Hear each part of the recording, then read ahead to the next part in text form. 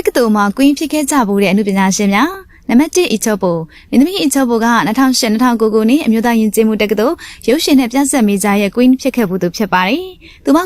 1990ခုနှစ်ဇန်နဝါရီ3ရက်မှာမွေးပြီး2010ခုနှစ်မှာပဲရုပ်ရှင်နဲ့ပြဆက်ပညာနဲ့ဝိဇ္ဇာဘွဲ့ရရှိခဲ့ပါတယ်။ဒါပြင်အချောပိုက2012ခုနှစ်မှာလေရန်ကုန်အမျိုးသားယဉ်ကျေးမှုနဲ့အမှုပညာတက္ကသိုလ်ကနေဂီတဒီပလိုမာဘွဲ့ရရှိထားပါတယ်။အချောပိုကသူမရဲ့မင်္ဂလာဝဲကိုထိုင်းနိုင်ငံကဖူးခက်ကန်းချီမှာ private ပြုလုပ်ခဲ့ပါတယ်။နံပါတ်1နော်ဖော့အတာမော်ဒယ်လောကကနေတဆင့်တေးဥဆောင်လောကကိုဝင်ရောက်လာသူတောင်ကြီးသူကပြားမလေးနော်ဖော့အတာကမန္တလေးနိုင်ငံသားဘာသာတက္ကသိုလ်ပြင်သစ်မိသားရဲ့ Queen ဖြစ်ခဲ့ဘူးသူဖြစ်ပါတယ်။သူမဟာလက်ရှိဇလန်တိုရီမှာပါဝင်လာရပြီဖြစ်ပြီးအခုဆိုရင်ရုပ်ရှင်ကားတွေမှာပါဝင်လာပြီဖြစ်ပါတယ်။နံပါတ်3ခိုင်သိန်းကြီးမင်းသမီးခိုင်သိန်းကြီးကလည်းတစ်ချိန်ကရန်ကုန်တက္ကသိုလ်ရဲ့ Queen ဖြစ်ခဲ့ပါတယ်။ခိုင်သိန်းကြီးကတက္ကသိုလ်တက်ရောက်စဉ်1994ခုနှစ်ဓာတုဗေဒမေဂျာရဲ့ Queen တယောက်အဖြစ်ရွေးချယ်ခံရသူပါ။အဲဒီနောက်ရန်ကုန်တက္ကသိုလ်ကနေပဲဓာတုဗေဒအထူးပြုနဲ့ BSc Chemistry ဘွဲ့ရရှိခဲ့ပါတယ်။သူမက2013ခုနှစ် Academy ပေးပွဲမှာစုံပြရုပ်ရှင်နဲ့အကောင်းဆုံးအမျိုးသမီးဇက်ပို့ဆုရရှိထားသလို2014ခုနှစ်မှာကောင်းကျိုးကိုယ်၌တည်စင်မင်းနဲ့အကောင်းဆုံးအမျိုးသမီးဇက်ဆောင်ဆုရရှိထားပါတယ်။